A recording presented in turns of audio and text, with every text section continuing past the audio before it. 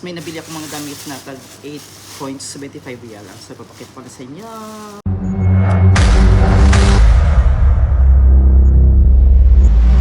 So, ito na nga guys, yung mga nabili ko sa t-shirt damit na 8.75 real lang from Almira.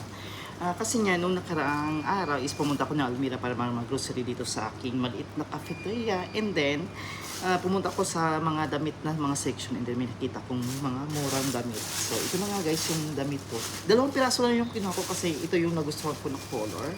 Isang white, yan. Yan. Pwede na siya pang pang tawag ito.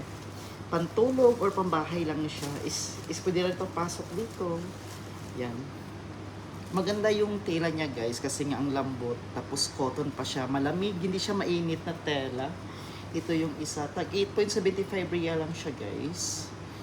Yung brand niya is Clicky. Clicky ba ito? Or Click? Clicky ba ito or Click? Hindi ko alam kung ano pag ang tamang pronunciation. Click or Clicky? Click or click. Basta ito nga guys. And then ito na din isa. Oh, maka-pro USA ako And then ito naman isa guys. Yung color is para siyang light blue or sky blue ba siya. And then yung brand niya is Collection. Collection yung brand niya guys. Yan. Collection yung brand niya. Ito yun siya. Ito yun siya. Yan. 8.75 lang siya guys. Ang ganda ng tela, pwede na siya pantulog, pang bahay lang, or pwedeng papasok dito, suotin pang pasok and then magpalit ng damit. Then, ito din ang isa yung white.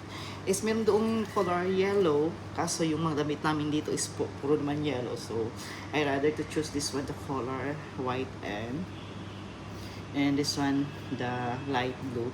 Meron doong isang black, kaso nga lang, hindi ko gusto yung tela ng black and then meron ding red kaso ayoko ng red kasi masyadong mainit dito kapag mag dark color pa ako is sobrang parang feeling mainit na siya guys. So we're much better to choose the light colors kasi nga mainit, so dapat light colors lang din yung kukunin natin para hindi masyadong mainit yung ating paligid. Mainit na ngayon yung paligid natin and then pipili pa tayo or susuot pa tayo ng mga dark colors or yung bang nagpapainit lalo sa paligid sa mata or sa katawan natin. So, I rather to choose this one. Yan.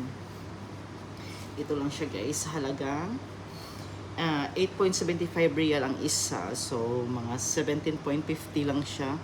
So, ang 8 real siguro nasa 150 pesos I think or nasa 120. Diyan lang siya guys. Nasa 120 pesos. 120 to 140 pesos lang siya guys. Ang bawat isa nito. O diba? Maganda na siya. And syempre, may din ako, bumili din ako ng Ali Cafe, Ali Tea. Yan. Ginger tea na siya guys. Ginger tea na siya. May luya. Ginger tea. 3-in-1 na din siya. And then, syempre, hindi mawala yung mga natin. Sibuyas 1 kilo. 1 real lang siya guys. Ang 1 kilo, 1 real. And then, pipino.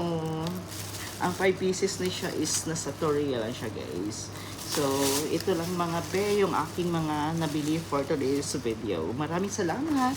Don't forget to like and share my video.